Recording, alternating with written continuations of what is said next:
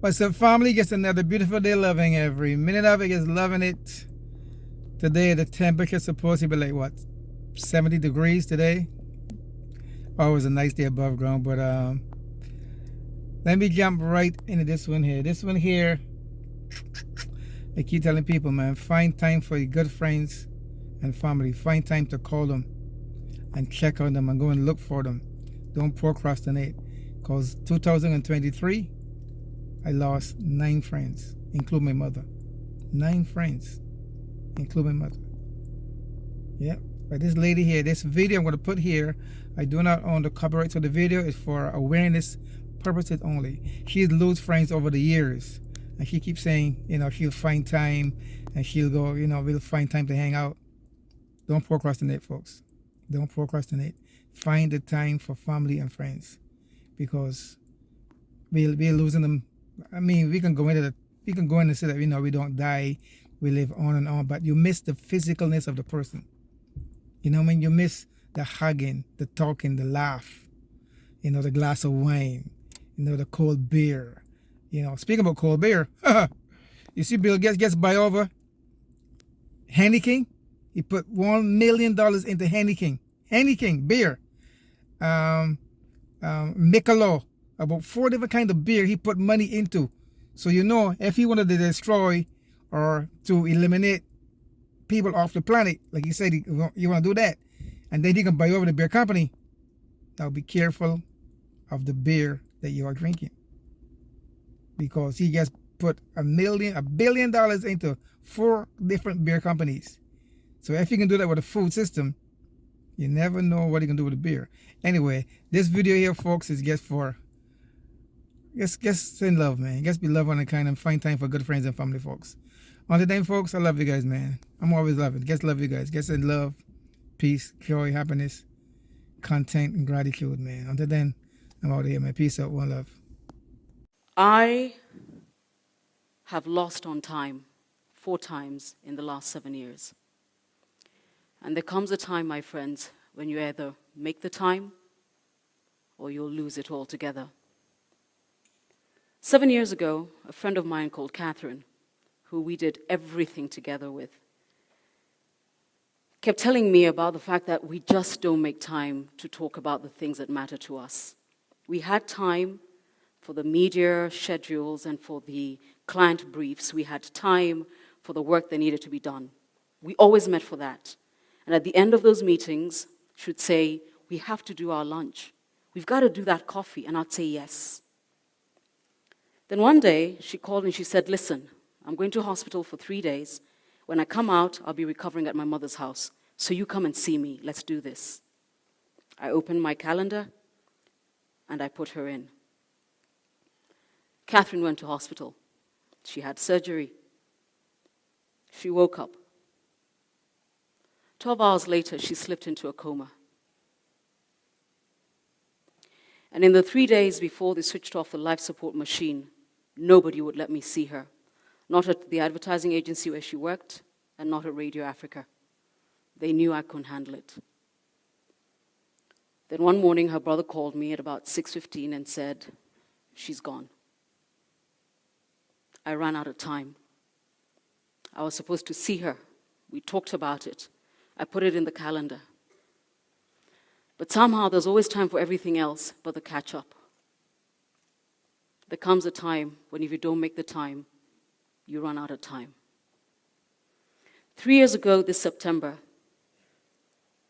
on a Saturday morning, I ran out of time again.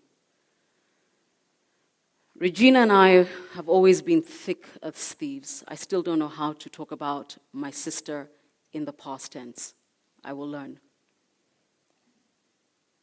We spoke and we texted every day, and I called her. Anybody who knows me will tell you my boundaries are very wide, my walls are very high. It takes a lot to get to me. But there was always a safe space with my sister Regina.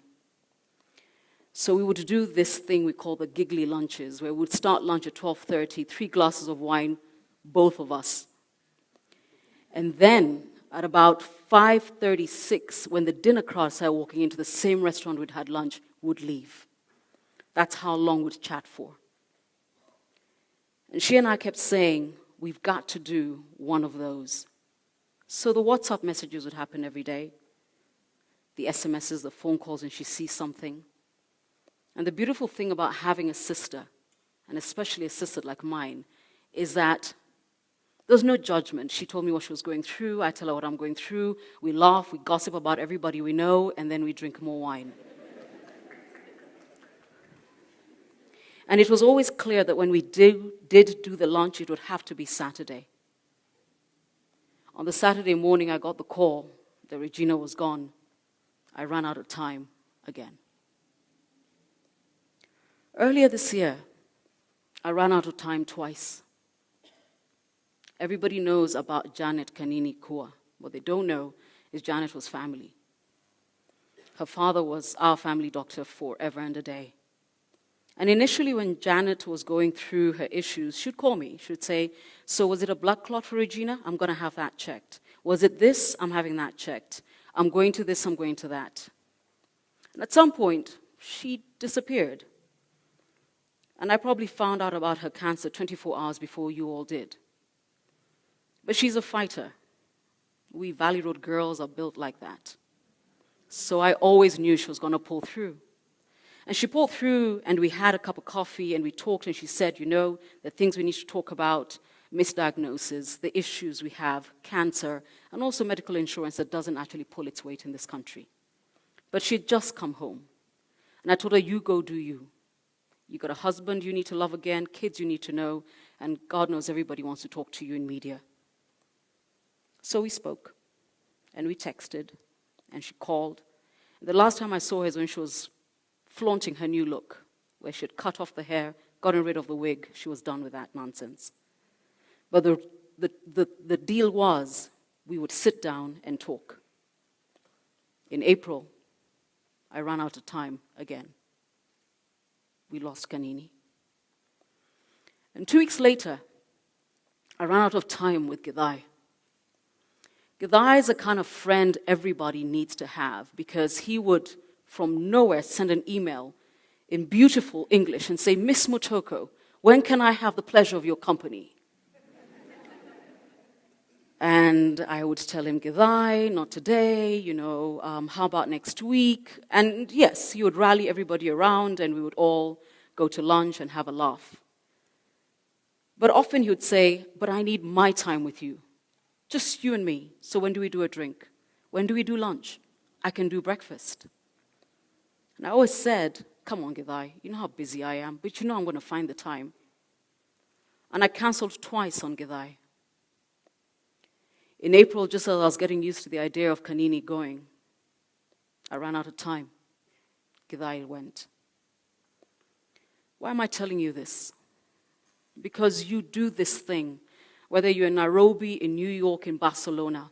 You will run into people today in the foyer and say, let's do lunch. I haven't seen you in a while. Let's do coffee.